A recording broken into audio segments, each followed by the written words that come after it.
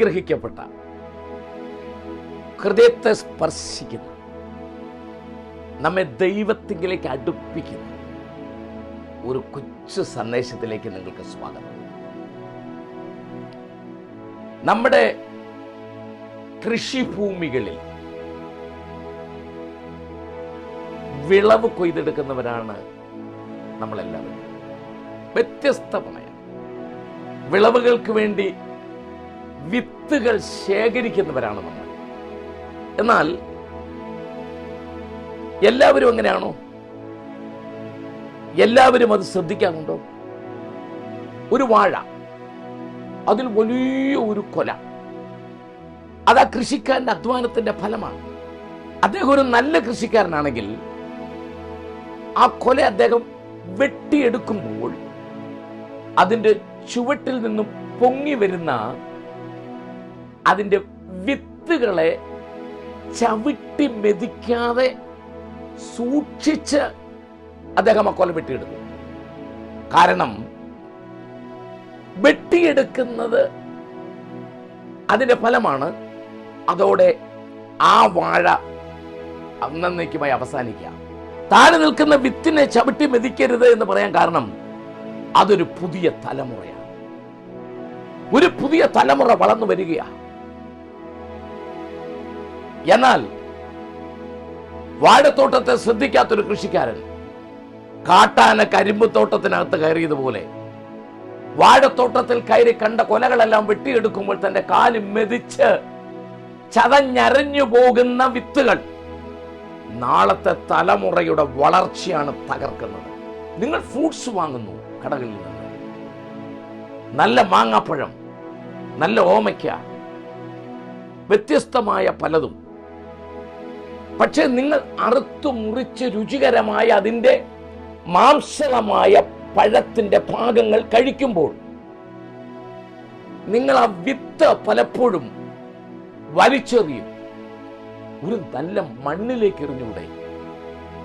അത് കിളിർത്തു വരുന്ന ഒരു ഫലഭൂയിഷ്ടമായ സ്ഥലത്തേക്ക് അതിനൊന്ന് എറിഞ്ഞുകൂടെ? ഇതൊരു ചിന്തയാ. തലമുറയെ നശിപ്പിക്കുന്നവർ ഇന്ന് ലോകത്തിൽ ഒത്തിരിയുണ്ട്. സ്വയം നശിക്കുന്ന തലമുറകളുണ്ട്. എന്നാൽ മാതാപിതാക്കളുടെ മാതൃകാപരമായല്ലാത്ത ജീവിതം നിമിത്തം വീട്ടിനകത്ത് വളർന്നു വരുന്ന കുരുന്നുകളുടെ ഹൃദയത്തിനകത്ത് ചവിട്ടി മെതിക്കപ്പെടുന്ന, ചതഞ്ഞരഞ്ഞു പോകുന്ന ആ കിളിർപ്പുകൾ എത്ര പേർ ശ്രദ്ധിക്കുന്നുണ്ട്? ഓർക്കണം, ഒരു ചെറിയ മർദ്ദനത്തിന് പോലും ഒരു കിളിർപ്പിനെ ഒടിച്ചു കളയാൻ പറ്റും.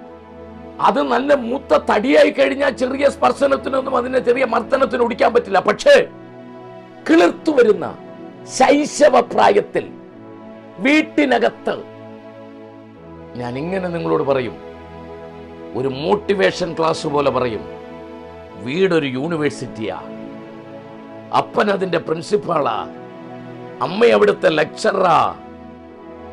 ആ വീട്ടിലെ ഡൈനിങ് ഹാളും കിച്ചനും ലിവിംഗ് റൂമും സിറ്റ് ഔട്ടും ആ വീടിന്റെ എല്ലാ ഭാഗങ്ങളും ഓരോ class മുറികളാ.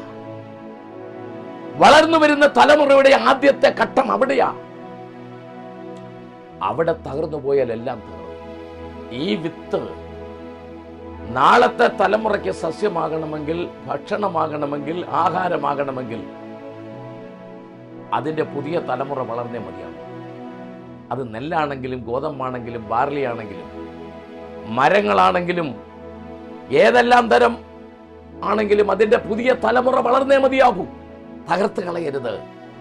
Brown sugar, hashish, marijuana, ഗഞ്ചാവ്, LSD, പെതഡിൻ, MDMA, നാർക്കോട്ടിക് അഡിക്ഷനായിട്ടുള്ള ലഹരി മരുന്നുകൾക്ക് അടിമയായി പോകുന്നവർ, പ്രണയത്തിന്റെ ലഹരിക്കകത്ത്, അതിന്റെ ആസ്വാദനത്തിനകത്ത് തന്റെ ജീവിതം അട്ടിമറിക്കപ്പെടുന്നത് തിരിച്ചറിയാതെ ആഘോഷങ്ങൾ പലതും ആഭാസങ്ങളായി മാറുന്ന തെരുവ് കാഴ്ചകൾ ഇന്നത്തെ ലോകം കണ്ടുകൊണ്ടിരിക്കുക.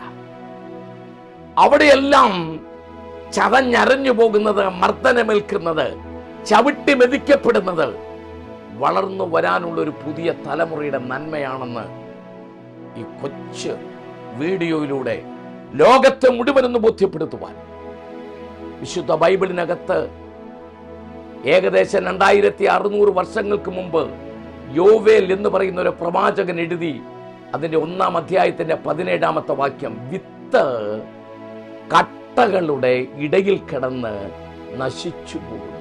മുളച്ചു വരാൻ കഴിയാതെ കിളിർപ്പുണ്ട്, മുകളിലേക്ക് വരാൻ താല്പര്യമുണ്ട്, അതിനൊരു സസ്യമാകാൻ താല്പര്യമുണ്ട്, അതിനൊരു മരമാകാൻ ആഗ്രഹമുണ്ട്.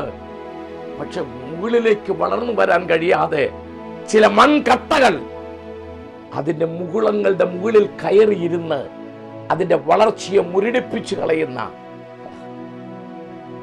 ആ കിളിപ്പുകളെ മർദ്ദിച്ച് ഒതുക്കിക്കളയുന്ന വല്ലാത്ത പ്രകൃതങ്ങൾ ഈ സമൂഹത്തിൽ നമുക്ക് ചുറ്റും കാണുകയാ. ആത്മീയ മണ്ഡലത്തിനകത്തും ഈ പ്രവണത, സഭാതലങ്ങളിൽ ഈ പ്രവണതയുണ്ട്. തലമുറയെ വളർത്തിയെടുക്കാൻ പലർക്കും താല്പര്യമില്ല. പുതിയ തലമുറയുടെ ആത്മീയ വർധനവിന് വേണ്ടി വർത്തിക്കുന്ന ആത്മീയ സമൂഹങ്ങൾ നമ്മുടെ ഇടയിൽ കുറയുന്നു. എന്നാൽ അങ്ങനെ 100%, 80%, 50%, ഒരു ശതമാനം ഞാൻ പറയുന്നില്ല. ഇതിനിടയിലും പുതിയ തലമുറയ്ക്ക് വളമിട്ട് അതിന്റെ മുകുളങ്ങളെ വളർത്തിയെടുത്ത് അതിന്റെ ശിഖരങ്ങളെ, കൊമ്പുകളെ ഫലം കായ്ക്കുന്നതാക്കി മാറ്റാൻ ശ്രമിക്കുന്ന ആത്മീയ ശുശ്രൂഷകളുണ്ട്, ആരാധനകളുണ്ട്. നിങ്ങൾ അവിടെ പോകണം.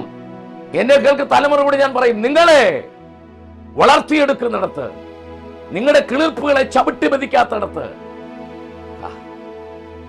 ഒരു പുതിയ തലമുറ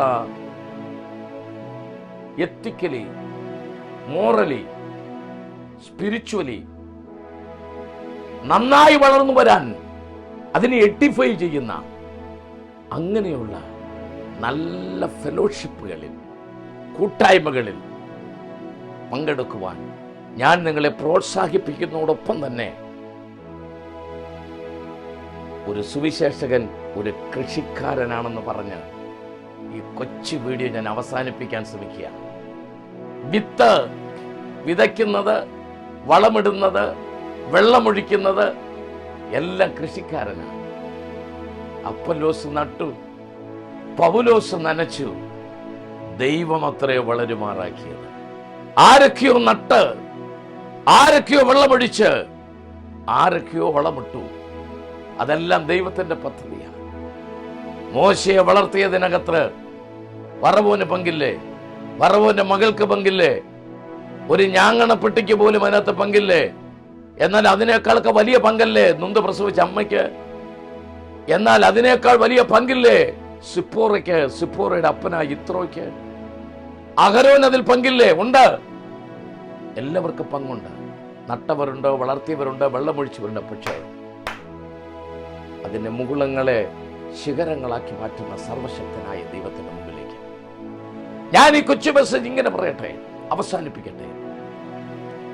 ഇത് കേൾക്കുന്ന സകല പ്രിയപ്പെട്ടവരോടും, നിങ്ങളുടെ കാൽച്ചവിട്ടിലെ വളർന്നു വരുന്ന വിത്തുകളെ അറിയാതെ പോലും ചവിട്ടി മെതിച്ചതിന്റെ മുകുളങ്ങളെ കളയരുതേ.